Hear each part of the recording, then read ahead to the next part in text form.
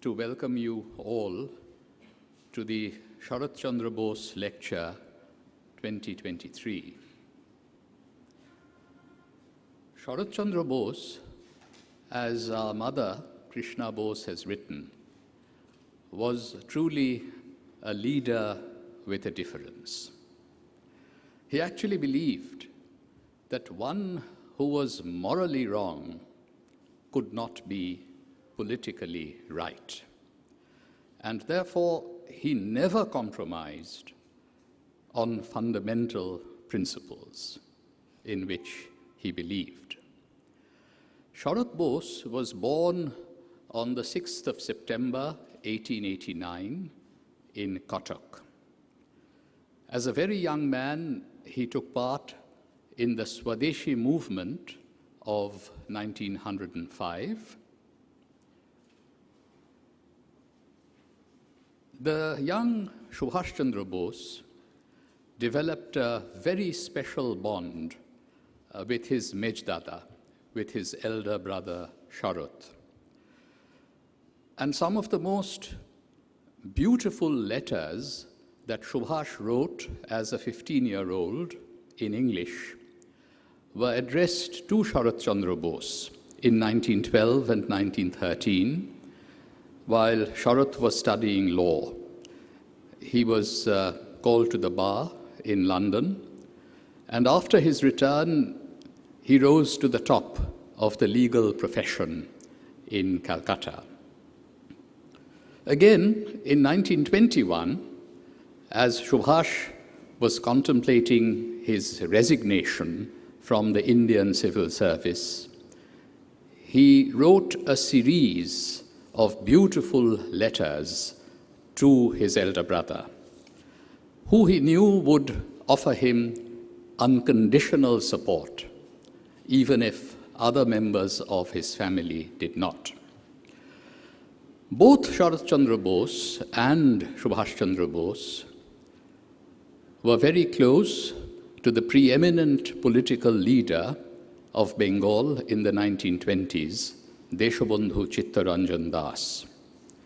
And all three of them believed in the equality and unity of the Hindus and Muslims of Bengal. It is worth remembering in 2023 that it was in 1923 that Deshabandhu Chittaranjan Das forged the Bengal Pact for an equitable sharing of power between the Hindus and Muslims in this province. Sarat Chandra Bose continued to be a solid pillar of support for his younger brother in the late 20s and 30s, while of course participating himself in the freedom struggle. It was in 1932 that he gave up his princely practice at the Calcutta High Court to join the civil disobedience movement led by Mahatma Gandhi. And he was imprisoned for a 4-year term from 1932 to 1935. For a short period of time, Sarat and Subhash were imprisoned together in Jabalpur. That was before Subhash Chandra Bose was exiled to Europe. And it was at that time that he visited all of the European countries, including Italy and Germany, whose diplomatic representatives are present here today. A warm welcome to you. Sarat Bose became the leader of the Indian National Congress in Bengal after his release from prison. And in 1937, he was leader of the Congress Legislative Party in the Bengal Assembly. He had wanted very much to have a coalition government with the Krishak Praja Party, the Peasants and Workers Party, led by Fazlul Haq, but the Congress High Command did not allow it at that time, even though Sarat and Subhash never gave up that effort throughout the late 1930s and the very beginning of the 1940s. Eventually, after Subhash Chandra Bose's escape in January of 1941, Sarat Bose was able to forge a progressive coalition government, of which Fazlul Haq was to be the premier, the prime minister, as the leading minister was called in those days, and Sarat Bose would have become the home minister. However, Sarat had been in touch with Subhash after the escape through the Japanese consulate in Calcutta. There were two consuls, Okazaki and Ota, whom he used to meet in his garden house in Rishra. And one of the messages that he had transmitted to his younger brother was intercepted and landed on the desk of the British Prime Minister Winston Churchill. And so, just as the new progressive coalition government was taking office in Bengal, Sarat Bose was once again imprisoned, and this time sent away to far away South India. And so he was to be in detention from December 1941 until after the end of the war in September of 1945. On his return, he once again became a leader of the Congress. He was welcomed back to the Congress Working Committee. In 1946, he visited Burma. There is a beautiful picture taken by our father, Shishir Kumar Bose, of Sarat Bose and Aung San in July of 1946. But in 1947, he broke with the Congress High Command on the question of partition. He was resolutely opposed to the division of India along religious lines. He entered into negotiations with the top Muslim leaders in Bengal, came to an agreement with them, got the blessings of both Mahatma Gandhi and Muhammad Ali Jinnah for his plan to keep Bengal united. And Mountbatten actually recorded two alternative broadcasts as late as 28th May 1947. And according to the second broadcast, even though Punjab would have to be partitioned, the broadcast said that in Bengal, the Hindu and Muslim leaders had come to an agreement, and therefore Bengal would not have to be partitioned. Let me extend a very warm welcome to the Mayor of Calcutta, Janab Firhad Hakim, who has joined us. I was just saying, Mayor, how Sarat Chandra Bose was absolutely committed to the equality and unity of the Hindus and Muslims of Bengal, and tried until the last to prevent the vivisection along religious lines. In the late 1940s, Sarat Bose traveled to Europe, and he visited many countries of Europe, but I'll give you a little sense of what happened when he first arrived. My father was there, and I'm quoting from his book. We arrived in Rome in the early hours. It was still dark, but there was a crowd of reporters and photographers waiting for us at Rome airport. In post-war Europe, Uncle Subhash was a well-known and controversial figure. The trip to Europe by his elder brother Sarat Bose, also a major Indian political leader, was big news. The camera bulbs went off as soon as we landed in Rome, and from that point onwards, the press chased father everywhere we went. They stayed in Hotel Excelsior, where Subhash Chandra Bose used to stay during the war. And of course, Sarat Bose was quite Europeanized in his lifestyle and loved good food, including European cuisine. My father goes on to write, Italy is of course a stunning country, packed with historical monuments and museums and dazzling towns and cities, From Rome, we went down to Naples and to the beautiful island of Capri. Then we visited Florence, Venice, and Milan.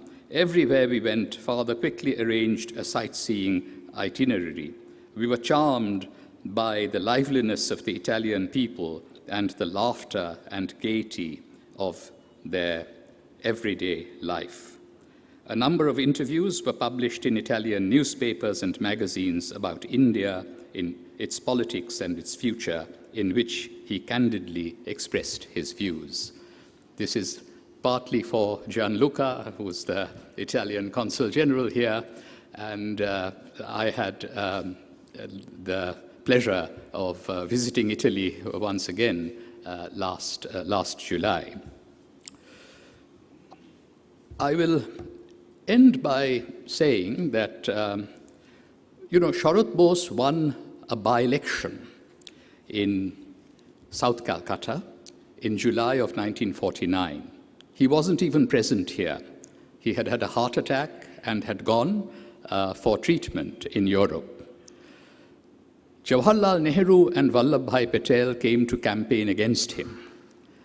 He was the candidate of a united opposition against the Congress, and he won a spectacular victory, taking 80% of the votes cast.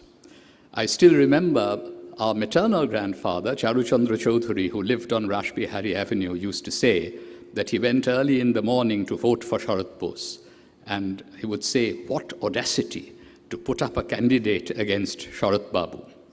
So in any case, he returned from Europe, and there is a beautiful photograph that you can see in the Sarat Bose Hall of his return from the airport to the city of Calcutta. Tragically, he died within 6 months of that famous victory. He wrote a final editorial in his newspaper, The Nation, in which he said, "Let East Bengal flourish as a distinct and separate state." He said he could not disturb the partition that had already taken place, but let East Bengal flourish as a distinct and separate state. And he said that he had never in his public life made any distinction between Hindu and Muslim. He signed this editorial at 11:10 p.m., and before midnight, he was gone. Today, we will be hearing from Admiral Arun Prakash on Netaji Subhash Chandra Bose. This comradeship, a lifelong comradeship between Subhash and Sarat, is unique in the public life of India, in the political history of our country. Sarat Bose had written in his prison diary, "Today's Indian Express and Hindu brought the heartrending news of Subhash's death and the result as the result of an aeroplane crash. Divine Mother, how many sacrifices have we to offer at your altar? Terrible Mother, your blows are too hard to bear. Your last blow was the heaviest and cruelest of all. What divine purpose you are serving thereby, you alone know. Inscrutable are your ways. 4 or 5 nights back, dreamt that Subhash had come to see me. He was standing on the veranda of this bungalow and appeared to have become very tall in stature. I jumped up to see his face. Almost immediately thereafter, he disappeared. I did not attach any meaning to the dream then, and that is why I did not record it in this diary the day after. But now, it is entirely appropriate that the Sarat Chandra Bose lecture of 2023 should be given on Netaji Subhash Chandra Bose by Admiral Arun Prakash. May I invite Professor Shumantra Bose, Director of the Netaji Research Bureau, to introduce our distinguished speaker to you. Jai Hind. Netaji Research Bureau's Sarat Chandra Bose lecture has been delivered down the decades by a galaxy of luminaries from various fields. It's my privilege not to introduce, because he doesn't need an introduction as such, but to welcome our distinguished speaker for this year. Admiral Arun Prakash, who is originally from Jammu and Kashmir, was commissioned into the Indian Navy in January 1966 and had a stellar career for the next 40 years and more. From 2004 to 2006, he was the Chief of Naval Staff, and from 2005 to 2006, he was simultaneously the Chairman of the Chiefs of Staff Committee of the Indian Armed Forces. A naval aviator by specialization, during his career, he commanded a carrier-borne fighter squadron, a naval air station, and as many as 4 warships, including the aircraft carrier INS Virat. In the process, he logged many thousands of hours in various kinds of fighters, patrol aircraft, and naval helicopters. In flag rank, Admiral Prakash has commanded the Eastern Fleet, the National Defense Academy, the Andaman and Nicobar Joint Command. He was the first holder of that role in the early 2000s, as well as the Western Naval Command. In December 1971, as a naval aviator, Admiral Prakash was attached to the Indian Air Force, and for services rendered during the 1971 Bangladesh Liberation War in the Western sector, in the Punjab in particular, he was decorated with the Veer Chakra. I noticed that Admiral Prakash's self-biography on Twitter, now known as X, of course, says former naval person, now naval gazer. Well, I do agree that there are far too many naval gazers in India wasting their own and other people's time, but Admiral Prakash is not one of them.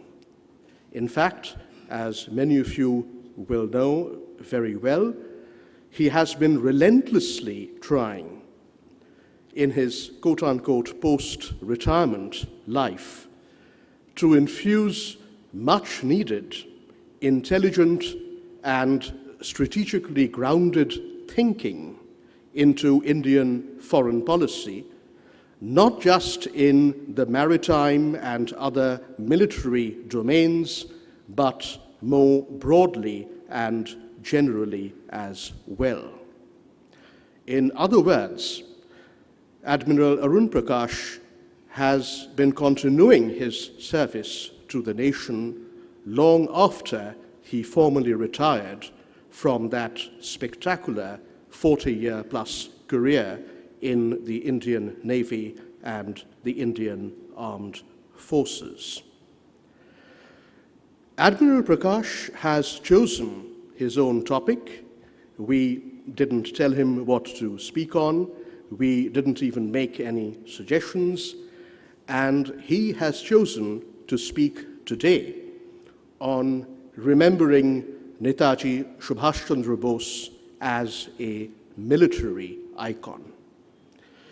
Please join me then in welcoming Admiral Arun Prakash to give the Sarat Chandra Bose Lecture of Netaji Research Bureau for 2023, just 4 days before Sarat Chandra Bose's 134th birth anniversary. And thank you all very much for coming out in relatively inclement weather. Please join me in welcoming Admiral Arun Prakash.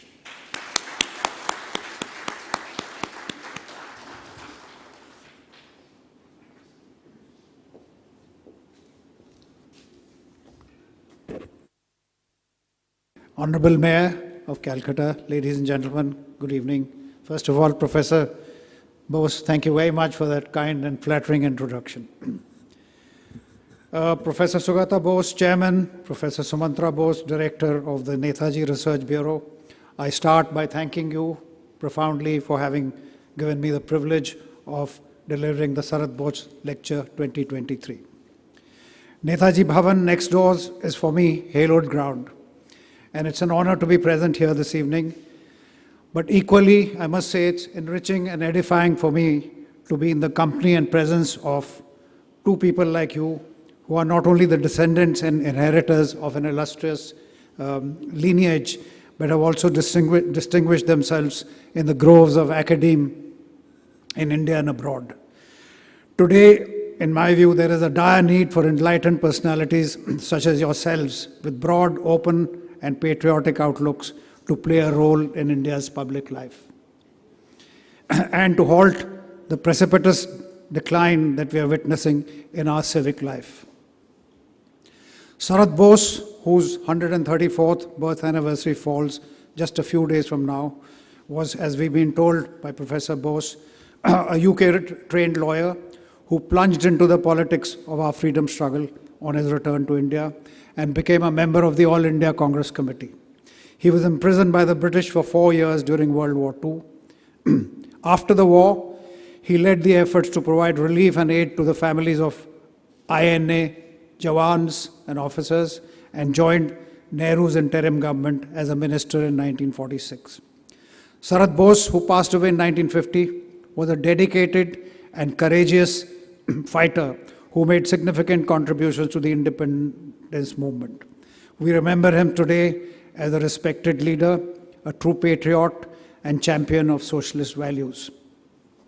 Considered a dangerous enemy by the British, he was a steadfast supporter of Subhash Bose's radical views about the fight for freedom, and he continued to carry the torch of his younger brother after Netaji's departure in 1941 for Europe.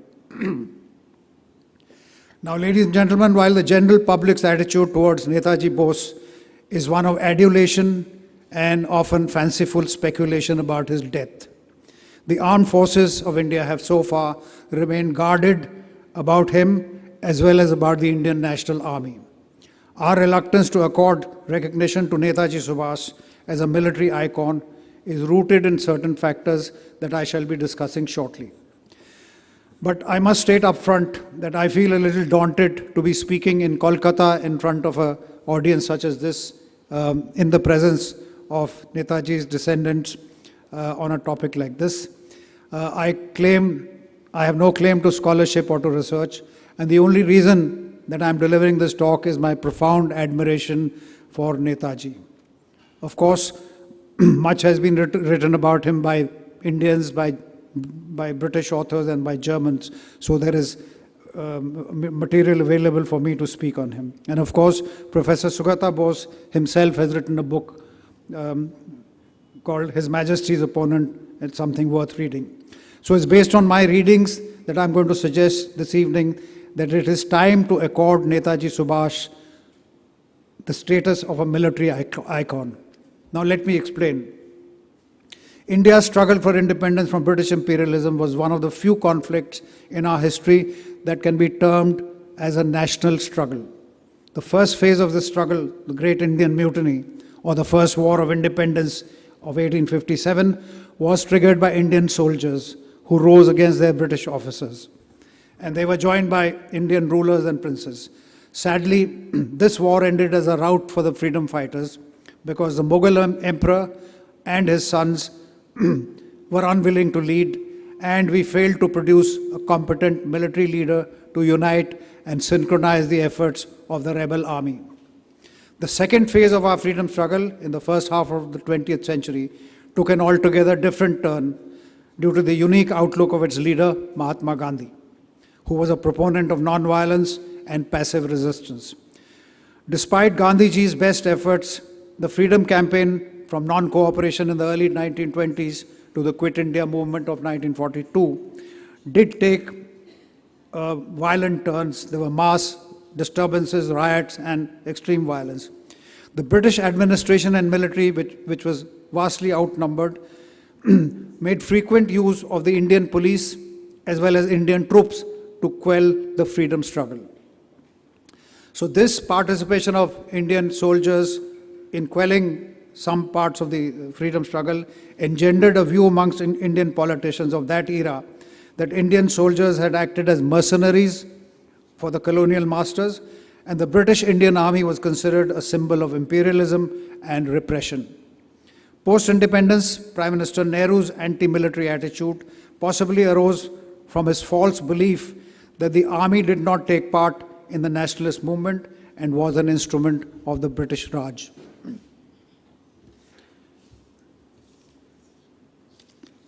However, there was a parallel facet of the Indian freedom struggle which the British took great pains to conceal for many years, and which nationalists of Gandhian persuasion have somehow failed to acknowledge fully all along. This was the militant opposition to British rule inspired and nurtured by its leader Netaji Subhash Bose from abroad. The expatriate armies raised by Bose in Germany and Singapore, his inspiring radio broadcasts from Berlin, Rome, and Tokyo, and his intense diplomatic exertions to muster support for India's freedom movement were factors that motivated and galvanized the freedom movement in India. This also struck fear into British hearts. General Wavell, who was the commander-in-chief in India, admitted in a secret report. It said, "It is no use shutting one's eye to the fact that any Indian soldier worth his salt is a nationalist." Netaji Subhash was a political leader of national stature. There's no doubt about that. And he was to become a rebel congressman when his differences with Gandhiji's doctrines came into the open. However, it needs to be acknowledged that once he formed a government in exile, which was the Arzi Hukumat-e-Azad Hind, Netaji rose above domestic politics to don the mantle of a notional head of state and to occupy the position of a commander-in-chief. He could have bestowed upon himself a military rank of a general or even a field marshal. It was only his deep-rooted liberal democratic ethos which held him back from sporting a military rank on his otherwise very military attire. Now, from this point onwards, Netaji needs to be viewed in a different light altogether. As a visionary, a statesman of international standing, and a leader overseeing the raising and training of military forces in Europe as well as in Asia, and eventually conducting military operations in Southeast Asia alongside the Japanese 15th Army. Despite all this, the Indian military has kept Netaji or had kept Netaji at arm's length for reasons that are ethical as well as philosophical, and it is something that we need to ponder upon. Let me talk about the ethical aspect first. After the string of early British defeats in World War II, Indian prisoners of war in Singapore, Germany, and Italy were confronted with the most awesome moral dilemma that any soldier can face. They had a choice between upholding the oath that they had given to the British sovereign and becoming prisoners of war, which was no easy path to take. Or they could join the fight for freedom of their motherland, which was being offered to them by Netaji Subhash Bose. Fully recognizing the serious consequences of either option, many Indian officers and Jawans decided for their motherland. Consequently, 3,000 Indian prisoners of war were formed into the Free India Legion in Germany, and over 40,000 POWs joined the Azad Hind Fauj in Singapore. Now, while the ethical implications of such a decision can be argued endlessly, the fact is that disciplined militaries never dwell on revolts, desertions, whatever be the cause, and regardless of the underlying issues. So that is the reason that the Indian Army has had so far remained non-committal in its attitude towards the INA and towards Netaji.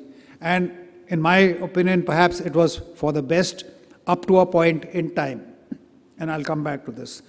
Turning to the philosophic argument against Netaji's engagement with the Axis powers, that is Nazi Germany, Fascist Italy, and Imperial Japan. He's often criticized by leftist ideologues as having been an opportunist. Of course, he was an opportunist, as are all strategic leaders in the interests of their nation. But above all, Netaji was a realist and recognized the true nature of Nazi ideology and the ruthlessness of the fascists and the Japanese. But he considered that it was no worse than the cruelty and injustices that the British imperialists had been heaping on his countrymen for 2 centuries. Moreover, as a fierce nationalist and a pragmatist, he was convinced that a weak and enslaved India was unlikely to win freedom from the British through non-violent means. He therefore saw nothing wrong in supping with the devil and taking help of the Axis powers in his country's cause. For him, it was a case of using one set of imperialists to challenge another. In all likelihood, if it came to a confrontation against the Axis powers that he foresaw at some point, he saw the 2 million soldiers of the British Indian Army as his assets. Netaji's life offers us some priceless glimpses of outstanding leadership, of sagacious vision, and of resolute action. While his political activities have been analyzed extensively, and I have 2 historians sitting on my left, I would like to dwell on a few facets of Netaji's life, highlighting his sterling qualities and military values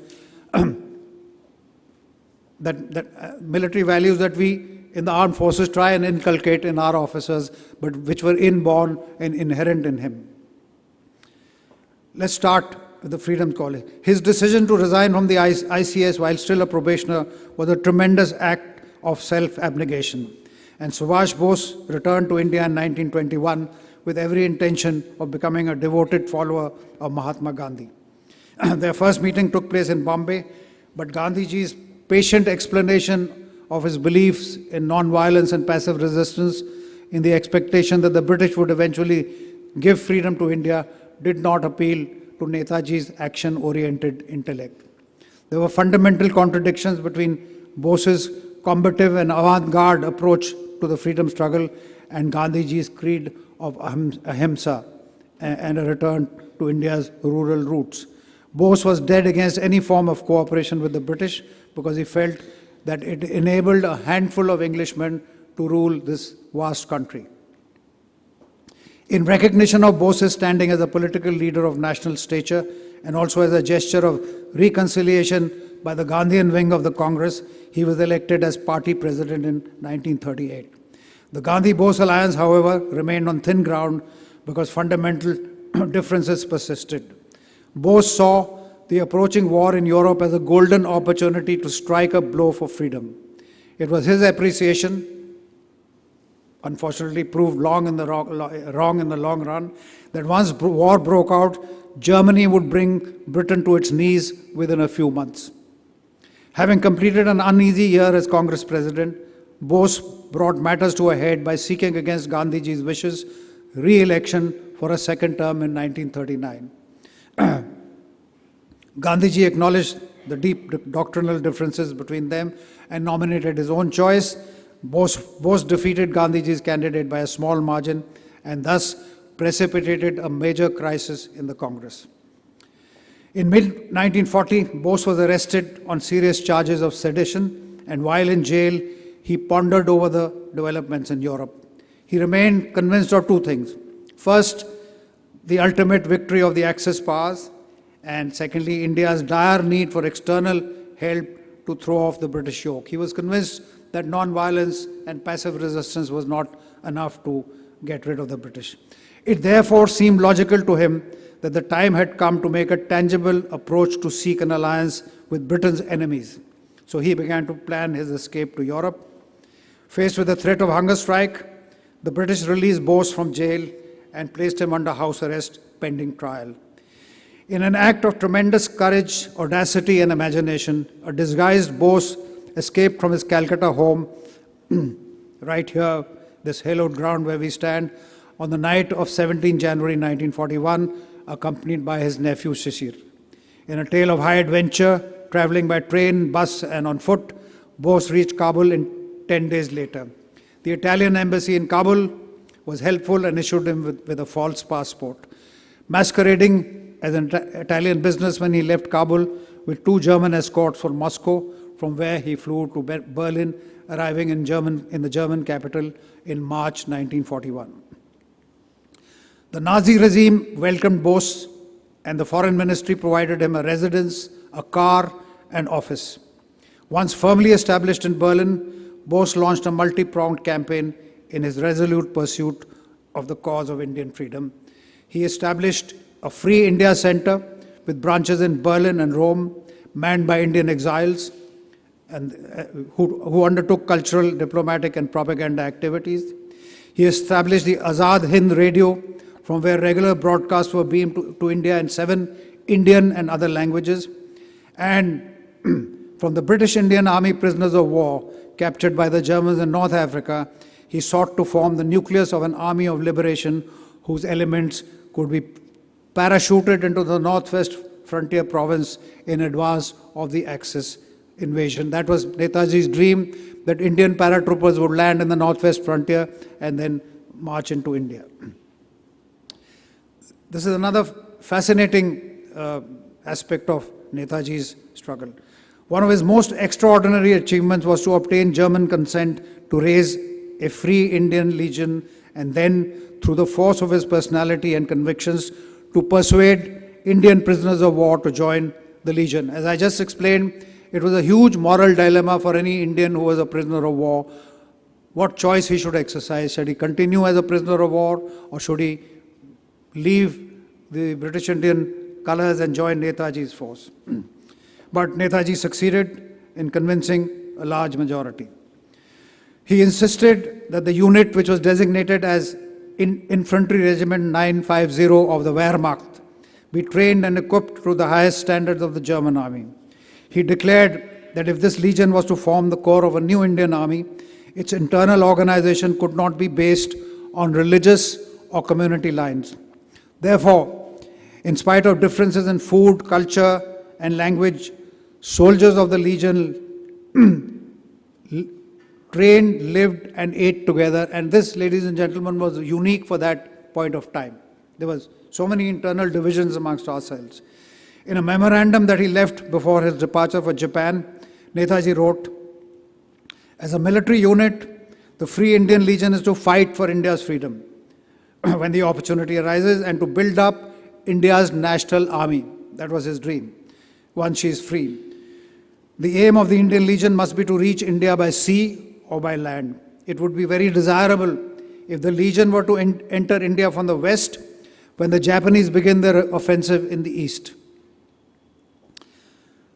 This was the dream which unfortunately was never to happen, but he had in his mind a pincer movement, the German Legion from the west and the Indian National Army from the east.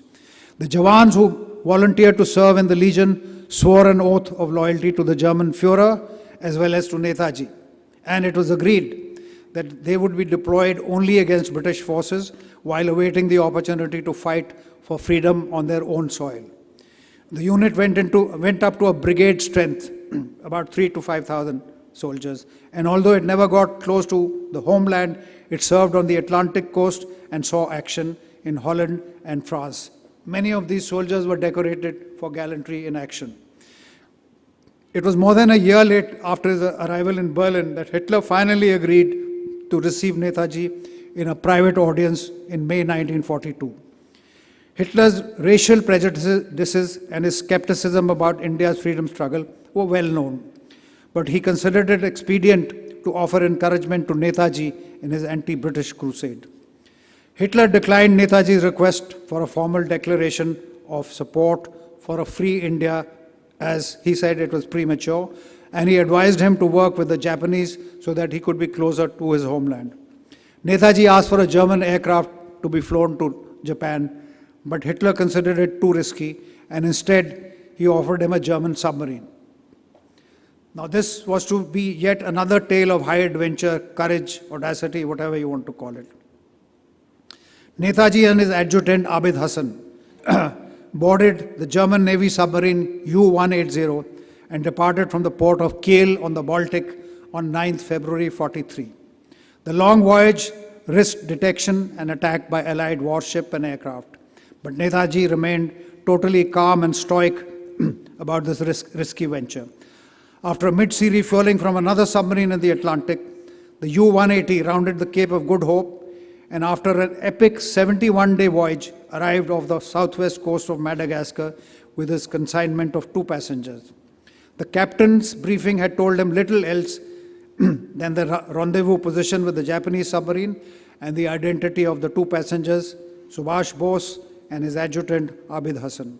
He was also told that the mission was personally authorized by Hitler and it was to remain a top secret.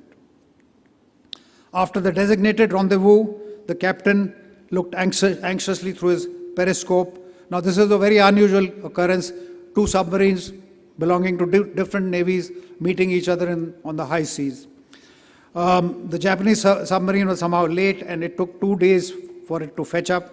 In a unique operation once again, the passengers were transferred by rubber boat in mid-ocean to the Japanese submarine. This photograph is on the Japanese submarine with Netaji sitting with the crew. By 16 May, the Japanese submarine took him to Sabang in Indonesia. By 16 May, Bose had arrived by air in Tokyo to be received 2 weeks later by the Japanese Prime Minister General Tojo. This was the culmination of his single-handed campaign to garner support for India's freedom struggle against British rule. He had now received personal assurances of support from leaders of all the 3 Axis powers, that is Hitler, Mussolini and Tojo, and now he could dream of liberating his motherland from the British, marching at the head of an Indian army of liberation. Within 3 months of the devastating air attack on Pearl Harbor, Japanese forces had swept across Southeast Asia, and everywhere British forces were caught by surprise and either they surrendered or they ran away into the countryside. The Japanese picked up an officer called Captain Mohan Singh from the Malayan jungles and asked him to raise a volunteer army to fight for India's freedom. The Indians didn't trust the Japanese, but after much heart searching, many were found willing to enlist in the cause of India's freedom. So the INA was born with Mohan Singh as its first head. But Mohan Singh, who was succeeded by Colonel Bose, none of them had the stature or the caliber to lead such a demanding operation. So it was the INA had to wait for the arrival of Netaji, a visionary leader of adequate stature, and he took command on arrival as Commander-in-Chief. Just a month after Netaji's arrival in Tokyo, General Tojo made a significant statement in the Japanese Diet, expressing full support and solidarity with the Indian independence movement. This was the moment that Netaji had been waiting for, and on 21st October 43, he inaugurated the provisional government, or the Arzi Hukumat-e-Azad Hind, in Singapore. Netaji, as head of state, along with his cabinet, was felicitated by Japanese dignitaries, and recognition was accorded by Japan, Burma, Croatia, Germany, Philippines, Italy, and Siam. 2 days later, this provisional government declared war on Britain and the USA. Now, having assumed personal command of the INA, Netaji took over as operational commander. He was seen often at military functions, dressed immaculately military style in riding boots, breeches, and bush jacket. He became a powerful focus of loyalty and fighting spirit of the INA. A command headquarters was set up in Singapore, and issues relating to recruitment, training, administration, logistics were all addressed. Uniquely, the Rani of Jhansi Regiment was raised with women volunteers as a combat unit. Netaji dedicated his personal attention to raise the quality and morale of the INA personnel and to weed out ill-disciplined or disloyal elements. The planned invasion of India, with Kohima and Imphal as its initial objectives, commenced in February 1944 through the Arakan Hills. This is a wild tract, very difficult to operate in normal times, and this was wartime with monsoons impending. Alongside the Japanese 15th Army was INA's Subhash Brigade, accompanied by psychological warfare groups.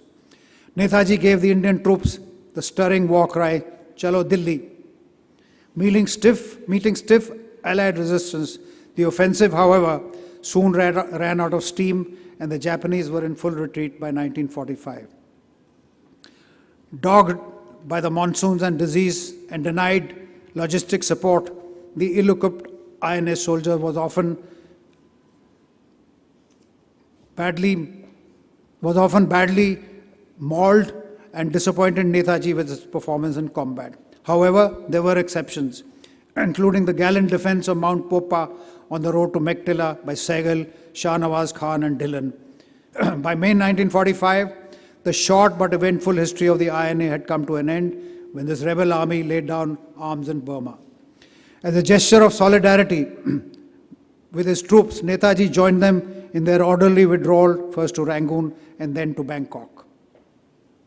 With the fall of Japan looking imminent, Netaji assembled his cabinet in Bangkok, where after much deliberation it was decided that the provisional government could only be sustained if support was coming from Russian leaders for the Indian freedom movement. There was a big debate whether Netaji should stay in Bangkok and surrender to the advancing British, or should he escape and live to fight another day. But after a very prolonged and difficult discussion, he decided to rendezvous with the Russians. He dispersed his cabinet and was in Singapore when news came of the devastating atom bomb attacks on Hiroshima and Nagasaki on 6th and 9th August 1945 and the imminent surrender of Japan. On 8th August 1945, the Soviet Union officially declared war on Japan, and Netaji, anticipating the imminent state of hostility between the USSR and the Western Alliance, decided to establish contact with the Soviet Army. He flew to Saigon to meet the Japanese Southern Army commander, who offered him an airlift to the city of Darien in Manchuria, where he could rendezvous with the advancing Russians. 2 seats were found for Netaji and his aide, Habibur Rahman, on a Mitsubishi K-21 bomber, on what was to be a long and fateful flight from Saigon, as you can see on the slide, with refueling halts in Da Nang and Taipei. On the evening of 18th August 1945, just after takeoff from Taipei, the heavily loaded bomber crashed and caught fire. Netaji, having suffered serious burns, lost consciousness after exchanging a few words with Habibur Rahman. They were evacuated to a Japanese military hospital where Netaji Bose died the following night. Lieutenant Colonel Habibur Rahman was present at his deathbed. On 20th August 1945, Netaji's body was cremated at the Taipei City Crematorium and his ashes handed over to Habibur Rahman, who carried them to Tokyo, where they were placed in the Reikoji Buddhist shrine. Right, let's quick look at Netaji's legacy. As far as the British Indian Army was concerned, all INA personnel had worn the King's uniform and were considered as traitors or JIF, Japanese-inspired fifth columnists. Apart from this, the two armies had actually fought with each other in Burma. Indian troops of the British Indian Army and Indian troops of the INA. There was hand-to-hand combat, prisoners were taken on both sides, there were allegations of ill treatment and so on. 3 INA officers, Shah Nawaz, Sehgal and Dillon, were brought to trial by court-martial in 1945 by the British. These trials not only fired public imagination but also provided the trigger for mutinies in the Royal Indian Navy, the Royal Indian Air Force and the British Army. The British showed good sense by suspending the sentences awarded and stopped further trials. For reasons that we have discussed, the Indian Army did not admit INA personnel, but they were nevertheless absorbed elsewhere in diplomatic jobs and so on, and many were awarded freedom fighter pensions. Notwithstanding all this, the ethos and spirit of the Azad Hind Fauj has permeated into the Indian military. Our greeting today, Jai Hind, was adopted by the first was INA greeting, first adopted by the Indian Army. Today it is universal. All of us, when we meet each other, we greet with the slogan Jai Hind. The INA marching song, Kadam Kadam Badhaye Ja, is now the Indian Army's marching song. And of course, the song adopted by us as our national anthem was first sung by men of the Free India League in Hamburg in 1942. Also, last week I visited an army museum in Indore in a cantonment called Mao, and it's a huge, beautiful museum, and I was delighted to see that one section is going to be dedicated to Netaji and the INA. So I think the army is slowly but surely adopting Netaji. A question that keeps haunting many Indians is, what if Netaji had survived and come home? This question is loaded with so many imponderables that a lay person like me is only able to speculate. During his years in exile, Netaji had reflected upon and written about many aspects of nation building and governance, and he would have contributed significantly to shaping the emerging Indian Republic. This is a question that perhaps Professor Sugata Bose is better placed to address. Today, all I can say is that today, rather than merely paying lip service to Netaji's memory, the nation would benefit far more if we were to follow his precepts on issues like democracy, on political freedom, on secularism, and gender equality, which he had practiced in thought, word, and deed. I come to the end. A man of immense moral and physical courage, Subhash Bose was a charismatic leader of steely resolve. Exiled from his homeland, fugitive from the mighty British Empire, with no resources available to him except his own burning patriotism, audacity, and enterprise, he believed that freedom would not be given by the oppressor, but had to be snatched by force. In terms of vision, stature, and moral and personal courage, I would rank him with another contemporary national hero, Charles de Gaulle of France, who also led his country's liberation struggle as an exile. The difference is that while de Gaulle made a triumphant return to free France, Bose unfortunately perished on foreign soil with his dream still unrealized. A grateful France elevated de Gaulle to the highest office, but all that we have done is to institute endless inquiry commissions. Netaji was an exemplar of one sterling quality which India has sorely missed, a grand strategic vision for his motherland. It was a vision limited not just to the attainment of freedom, but to building a strong, viable, secular India and ensuring its rightful place in the world order. Netaji had sworn no oath of loyalty to the King Emperor, and therefore he broke none. We can, with full justification, hold him up today as a military icon. Ladies and gentlemen, I've come to the end of my talk, but I wish to end on a sentimental note by playing a piece of music which was created at Netaji's behest. It was Tagore's Bengali poem, Bharat Bhagya Vidhata, which was rewritten in Hindustani by Mumtaz Hussain as Sab Sukh Chain and set to music by Captain Ram Singh. This became the INA national anthem till it was superseded by Jan Gan Man as the national anthem on 24 Jan 1950. May I request you to please rise.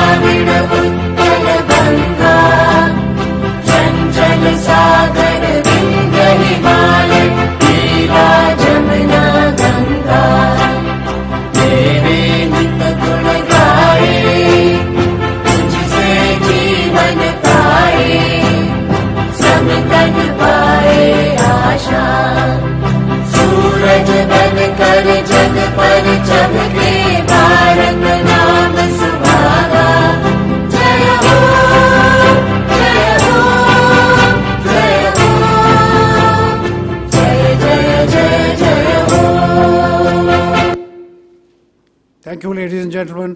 This is an abbreviated version. The full version is even more emotional and more moving. Thank you. Please be seated.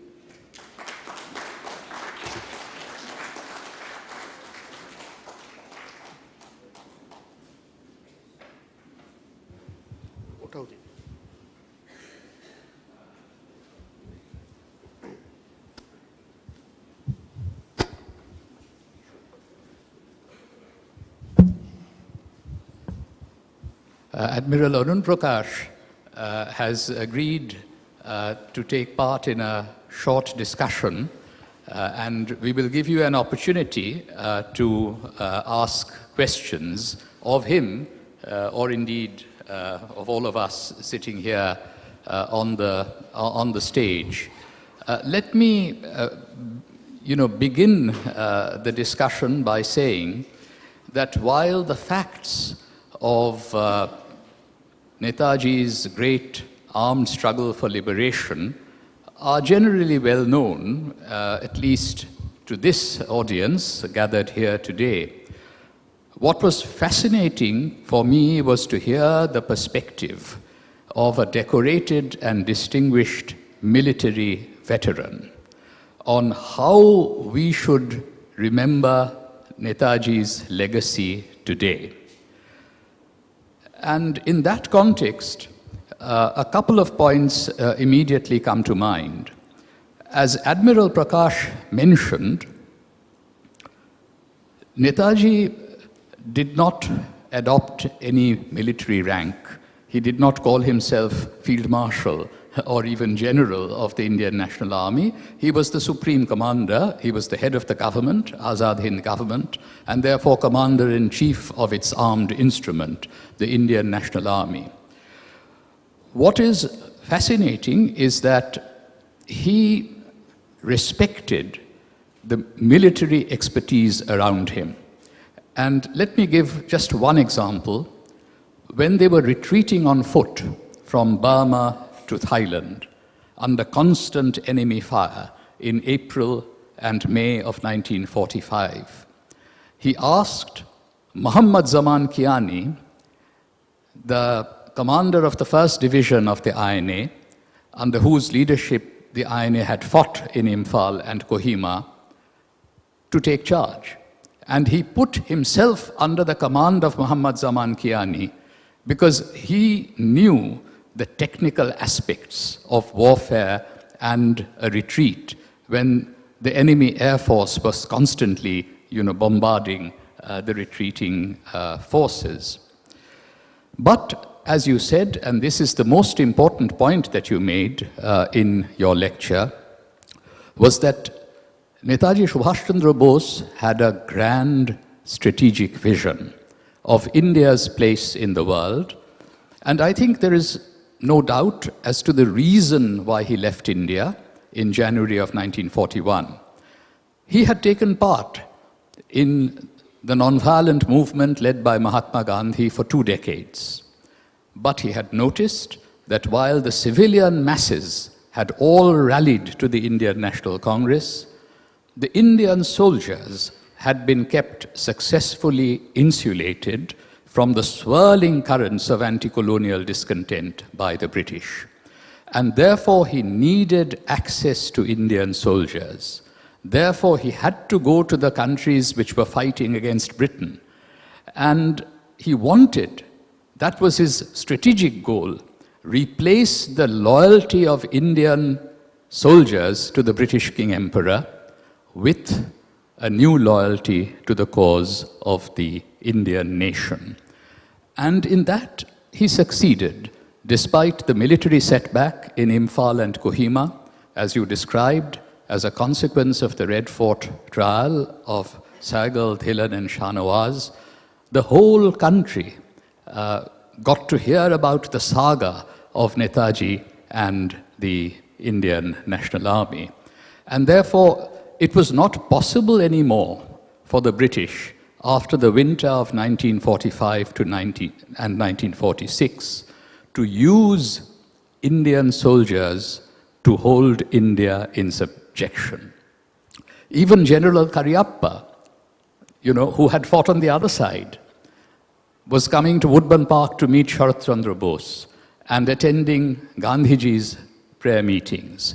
And Mahatma Gandhi himself underscored this particular achievement of Netaji, that the regular forces have been stirred into a new patriotic consciousness.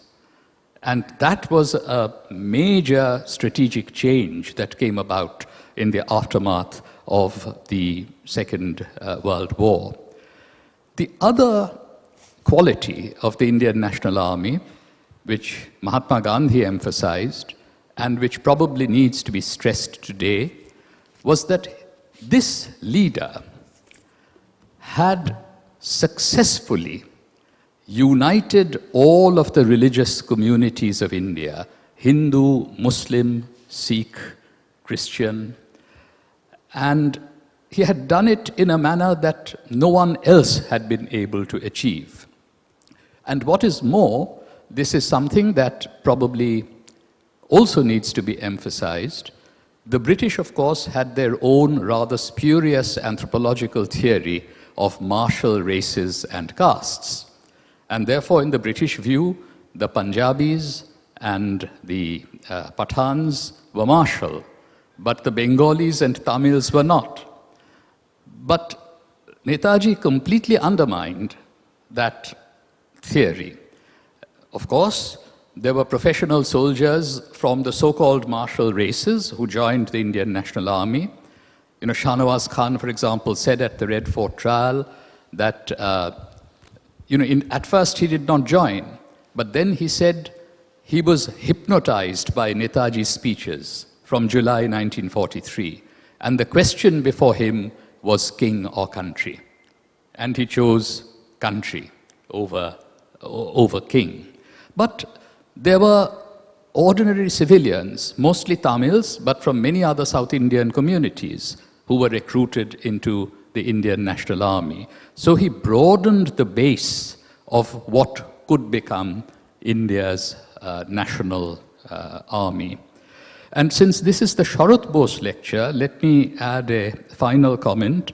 You know, Sarat Bose had been a student of English literature. In his speeches, he often provided a Shakespearean touch. And just as Netaji decided that he would take the help of the enemies of Britain in order to reach Indian soldiers, so also Sharat Chandra Bose had to defend that choice in the Bengal Assembly. And he did so in a speech where he said that we refuse to beg with bated breath and whispering humbleness in our own land. And he said, while we hate totalitarianism, referring to Germany and other totalitarian countries, we hate imperialism more. And how can we forget that while the German Nazi regime committed many crimes against humanity, here in Bengal in 1943, there were 3 million innocent lives that were lost in a man-made famine. And when Subhash Chandra Bose offered supplies of relief, of rice, that offer was nervously suppressed. He did so from Burma in August of 1943 and early September. So these are the thoughts that come to mind. I will end with a little, question for you, but we'll take other comments and questions together, and then perhaps you can answer unless you wish to respond to it straight away. As you said, it has taken time for the Indian military to accept Netaji as a military icon. Things have changed. Jai Hind became the greeting of the Indian Army, and it's now, of course, the national greeting of all Indians. Kadam Kadam Badhaya Ja is the Indian Army's marching song. But as you pointed out, in the immediate post-independence period, the INA officers, even though they were seen as great heroes by the common public, they were not taken into the Indian Army. They did get positions in the Indian Foreign Service. Abid Hassan, Mehboob Ahmed, they were all in the Indian Foreign Service in the post-independence period. And I have to say that our father, Shishir Kumar Bose, made absolutely sure that the military exploits of the INA should not be forgotten. The British are very good at writing their own military histories in rather exaggerated terms. And therefore, my father made sure that Abid Hassan came here and not only recorded his version, his remembrance of the submarine journey, but of his military exploits in Imphal in 1944. Or a Gurbaksh Singh Dhillon came here to the first International Netaji seminar in 1973 and recorded the exploits of the Nehru Brigade of the INA. He gave a presentation titled "The Nehru Holds the Irrawaddy," the rearguard defense that took place. And therefore, the question that I have for you is that in India, the INA veterans were not taken into the army, but in Pakistan, they were, but only after the services of some of them had been utilized in the Kashmir War of 1948. And of course, once again, Muhammad Zaman Kiani, who was the 1st Division commander, and a relative of his, Inayat Kiani, led the Gandhi Brigade in Imphal. They did play a role in post-independence Pakistan. Habibur Rahman also did. Muhammad Zaman Kiani became the political agent in Gilgit and Baltistan in the late 1950s. But how would you see this? You know, once India and Pakistan, once we had been created, once partition had been accepted by the All India Congress Committee in June of 1947, how would you see this particular difference in approach? Has the Indian military now gone far enough to leave behind what, you know, perhaps may have been a non-recognition of the national spirit which Netaji had instilled in the Indian army? The fact of the matter is that even Pakistan took some of these soldiers back into their army, and it took much longer for the Indian army to celebrate and accept Netaji and the INA. Well, that may be a particularly apt question because Admiral Prakash was born in Mirpur in Jammu and Kashmir, which lies on the other side of the line of control. You know, just to add a few things before we throw it open to comment and discussion. You know, I'm neither a historian nor a Netaji expert as such. Although I've had a long-standing interest since my childhood in World War II, but more on the European side and especially the Eastern Front. While I was editing this book, which we will gift to you, Krishna Bose's, you know, posthumously published book, called Netaji Subhash Chandra Bose's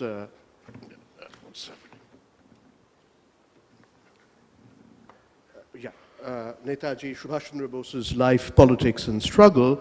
You know, one of the many things that occurred to me is that there may be more to be said about the competence, the military competence, and the bravery, including the bravery of INA units in action, in tactical engagements. I mean, the INA was, you know, well, too small and too poorly equipped to make a huge difference to in the strategic sense.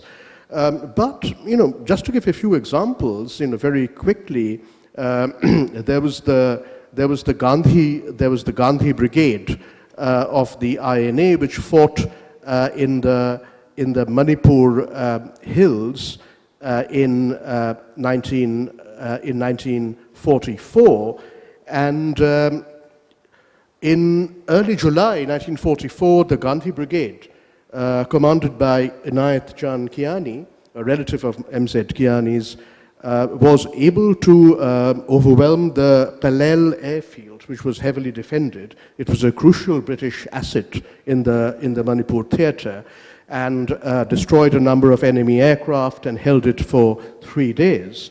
At a time when the Imphal campaign had already failed, this was an important, tactical success, and in very adverse circumstances, or perhaps around the same time or slightly earlier, in June 1944, Abid Hassan, Netaji's sole companion on the submarine journey from Europe to Asia, who had been trained by the Wehrmacht. He had joined the Indian Legion, even though he was a civilian, and he held the rank of major in the INA. Abid Hassan reorganized and led 4 companies of the somewhat demoralized Gandhi Brigade in a remarkable defensive operation against a far superior British attacking force led by a battalion of the Seaforth Highlanders, a crack Scottish regiment. And that is described in this book. Or a little later, in February 1945, when the INA's Nehru Brigade, commanded by somebody who's, like Abid Hassan, has been here many times during his lifetime, Colonel Gurbaksh Singh Dhillon, one of the Red Fort Three, defended the Irrawaddy. And Colonel Dhillon gave a memorable address, later published in our journal, The Oracle, on how, with very limited manpower and resources, he had led the Nehru Brigade in blocking the British attempts made by the Lancashire Regiment, I believe, among other units, in crossing the Irrawaddy River, and had inflicted very severe casualties on them.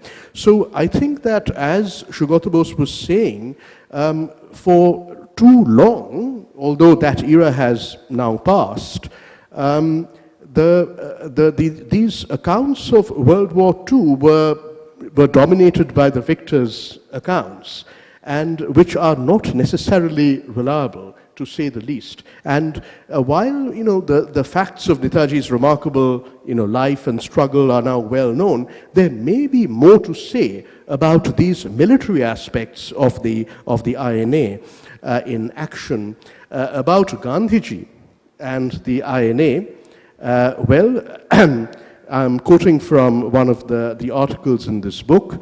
Muhammad Zaman Kiani and others were brought at the end of 1945 and imprisoned in the Red Fort at first, and then they were moved to a detention center in the Delhi cantonment. And there they had frequent visits from Mahatma Gandhi, Pandit Nehru, and Sarojini Naidu, among other figures. Now, Muhammad Zaman Kiani has written that Gandhiji liked to banter with Inayat Kiani, the commander of the Gandhi Brigade on the Manipur front.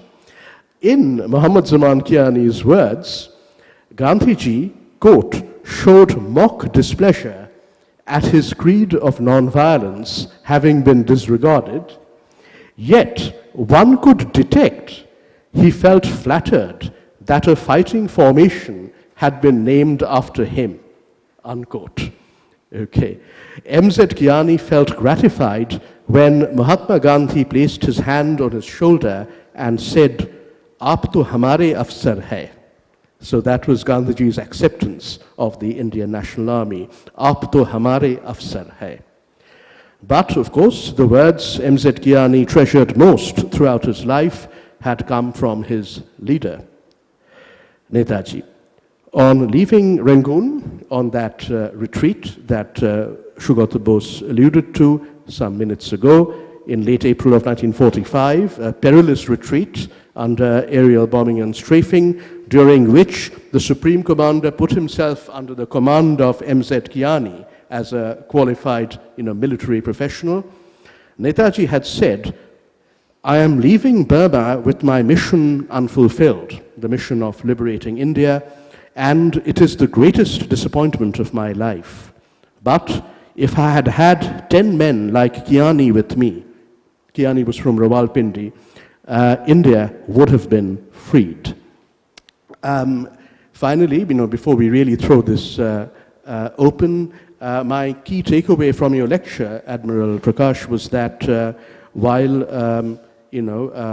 Jai Hind becoming the standard greeting of the Indian Army, Kadam Kadam Baraya Ja, its marching song, and so on, are very welcome, very welcome. These are wonderful developments, even if overdue. What really needs to be recovered in the Indian Armed Forces as well as in the country more generally, in the conjuncture that we are living in, is the ethos and spirit, as you said, of the Indian National Army, of unity and of all Indians based on the equality of all Indians. So that was my key takeaway from your lecture. Let me now throw it open to our audience. Biplab. So I have this question. We all know that you just said that these... Mic is coming for you. The prisoners of war who joined the Indian National Army were considered to be deserters. And you also said that Pandit Nehru was a bit anti-military because they didn't participate, and the army rather didn't participate during the liberation movement. But what went wrong? These INA men were part of Netaji's army of liberation, number one. Number two, the government of that time shouldn't have had any doubts about their patriotism, because while working for another, working for the emperor, they reverted their guns for the cause of Mother India. Apart from they being thought as deserters, was it also true that our early military leaders, beginning with General Cariappa, they literally fought for the British, and they fought against Netaji's men and women?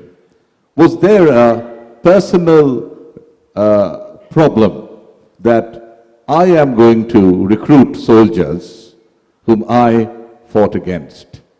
And that was how they were advising the Prime Minister and the rest of his men and women. In fact, I wouldn't know about General Beur till about Field Marshal Sam Manekshaw. All of them have fought for the British Army. Probably it ended with General Beur. Your thoughts on that? Thank you. I think I can cover Professor Bose's points also in this.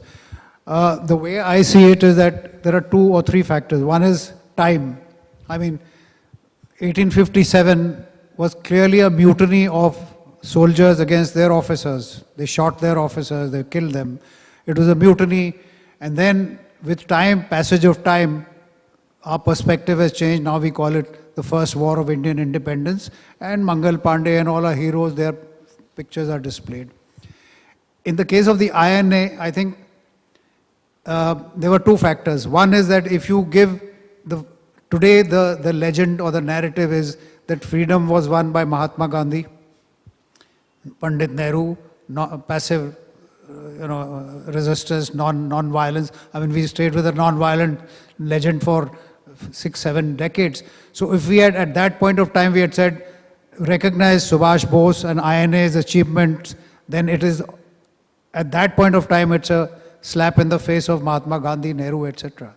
So I think that was clearly a political issue, because had the politicians of the day said, no, we welcome the Indian National Army as soldiers and take them back. It's happened in Africa, in South Africa, the African National Congress, they were guerrillas, and most of them were taken into their armed forces. They were generals and admirals overnight. They didn't know anything about the armed forces. So it was a political decision quite clearly.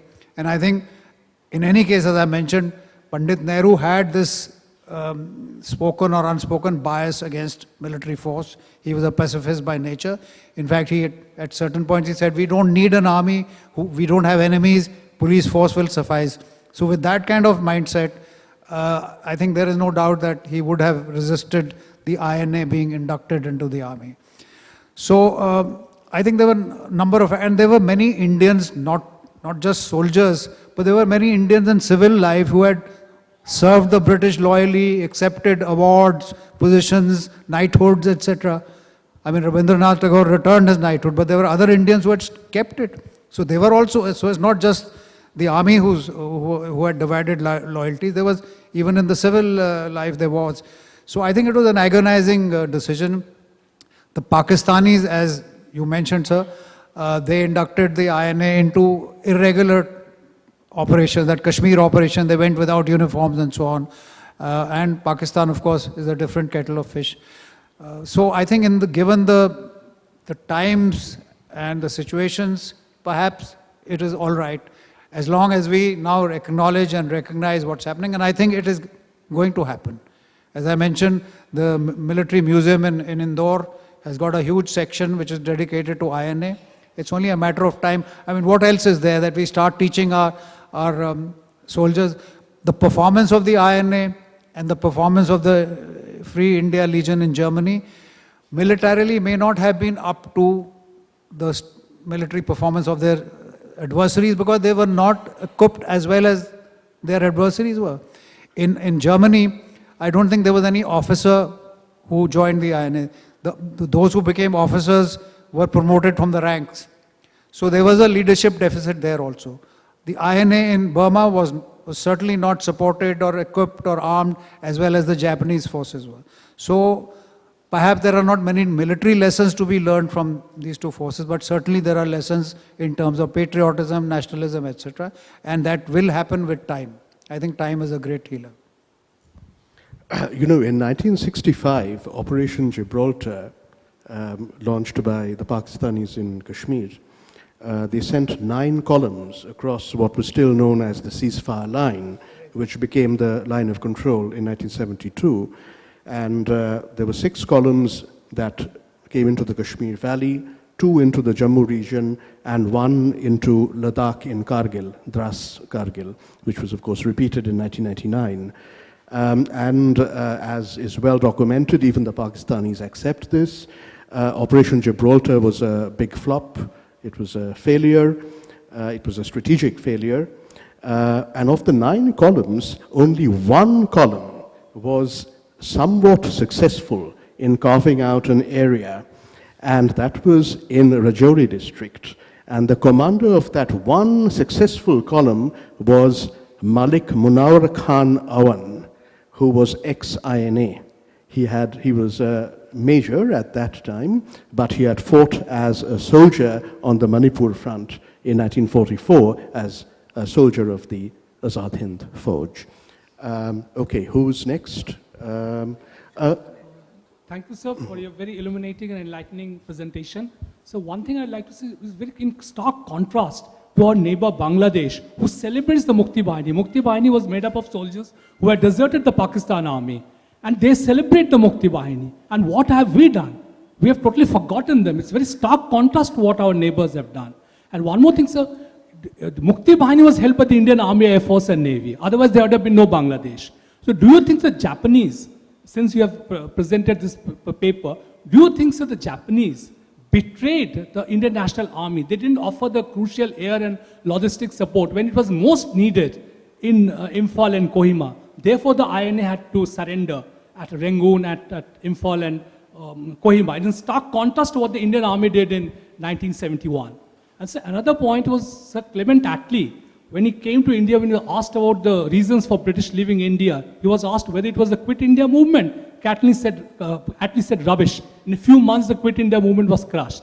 He said the British no longer could depend upon the loyalty of the Indian soldier because of the INA and what they did. Now, in our history, this naval mutiny has been relegated to the footnotes. We don't really know much that how the INA had inspired the naval mutiny, and consequently it was said the Maratha regiment was asked to fire on the mutineers. Maratha regiment refused to do so. So that part of it, is very hazy, not really mentioned in our history. So I'd like to know, or you to elaborate on it. Thank and you. lastly, sir, one aspect of Netaji Subhash Chandra Bose has been grossly missed by professional historians.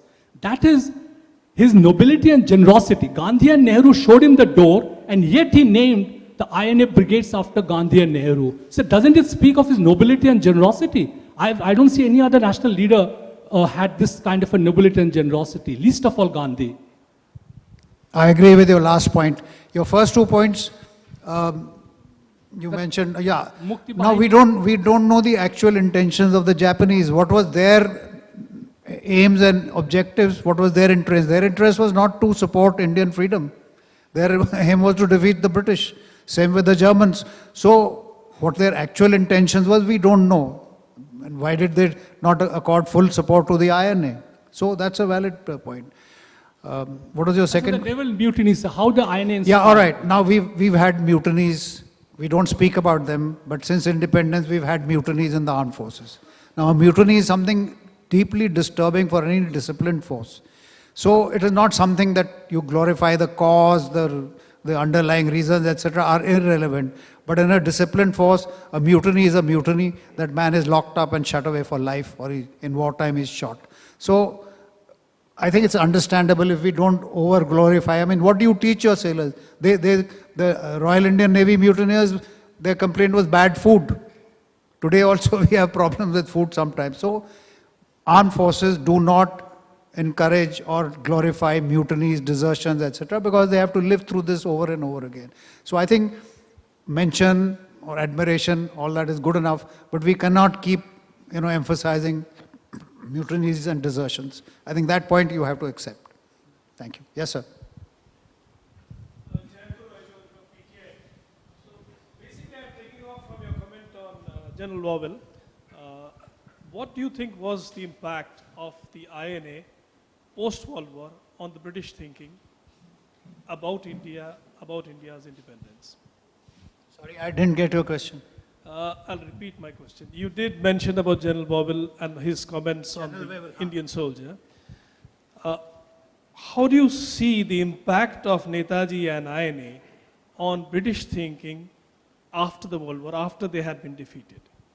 Yes, I think that point was brought out quite clearly by Professor Bose, that it was clear to them that at heart, I mean, they swore an oath to the King Emperor, but at heart, every Indian soldier who wore the British uniform wanted independence for the country.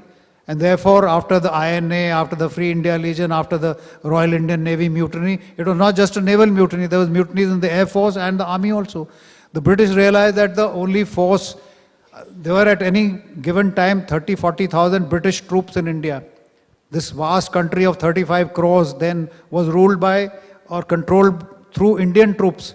So if the British could no longer rely on Indian troops, then there was no question of them. So the writing was clearly on the wall that once the Indian soldiers showed their patriotism and nationalism, the signal was clear on the wall for the British that it was time for them to leave. They could not have held on to India for very much longer. Netaji wanted brigade strength formations of the INA to be named after Gandhi, Nehru, and Azad. He did not, however, want a fighting formation to be named after himself. He did not want a Subhash brigade. But the officers and men of the Indian National Army really wanted to also have a Subhash brigade. So it was their initiative and not his. He did not say no. He did not veto the idea.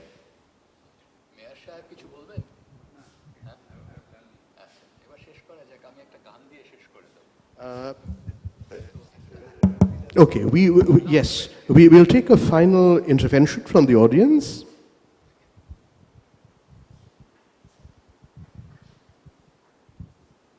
First of all, thank you so much for the wonderful, thought-provoking presentations. We are really honored.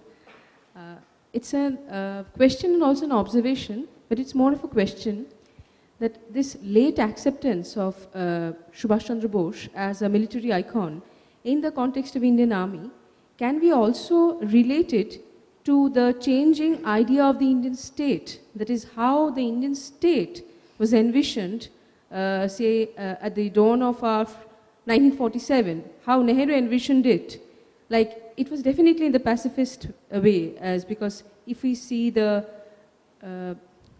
non-alignment movement and everything, and along with that, the idea of militant India did go with that idea of militant India, because on the other side, it was easier, perhaps, it's just maybe we are contemplating that it was maybe easier for the Nehru to pose India or as a pacifist state in the lines of Ashok and Gandhi vis-a-vis the aggressive Pakistan. And has the idea of Indian state changed down the years? That is why this late acceptance, but which was long overdue, of Netaji as a military icon has come. Has the idea of Indian state changed? Thank you so much. Thank you. I think the answer is quite clear. Netaji Subhash died and when much before India gained independence, and those who ruled India at the point of independence had their own ideology, their own philosophy and policies, and they implemented their policies. Until today, we are still, using them. So had Netaji Subhash survived and come to India in triumph, independent India, perhaps we would have followed his policies. Now 70 years is too late now to say we will revert to his policies, but Professor Bose may. Not all aggression is necessarily very good, so we have to be very careful. We don't want to see chauvinism undermining peace in South Asia and the region. So we have to be careful about what we would like to see in terms of transformations of the Indian state. But I think that the recognition of Netaji and the INA was overdue. It is now being accorded. But what is important really is that Netaji and the INA always lived in the hearts of the Indian people, whatever may have been the state of official recognition or not. I think the most important lesson that Netaji and the INA holds today for us in an atmosphere of divisiveness and the spread of the poison of religious hatred is how everyone was accorded equality. There were men and women, there were Punjabis and Tamils, there were Hindus and Muslims and Sikhs and Christians. It was a Christian officer, Cyril John Stracey, about whom there's a wonderful chapter in Krishna Bose's book. He was the one who constructed the INA Memorial with its motto, Ittefaq, Itmad, Kurmani, unity, faith, sacrifice. I think that is the lesson that we need to take in India today. And since Admiral Arun Prakash has already played the first verse of the Hindustani version of Jana Gana Mana and said quite correctly that the later words are even more moving and beautiful, let us end by rising, and I will lead for you the second verse of Subhasaka Chayanaki, which is the message that must go out on the eve of Sarat Chandra Bose's birth anniversary to the country as a whole. Sabke dil mein preet basaye teri meethi vaani har subah ke rehne wale har mazhab ke prani सब भेद और फर्क मिटा के सब गोद में तेरी आके गुंथे प्रेम की माला सूरज बन कर जग पर चमके भारत नाम सुभागा सूरज बन कर जग पर चमके भारत नाम सुभागा जय हो जय हो जय हो जय जय जय जय हो भारत भाग्य है जागा जय हिंद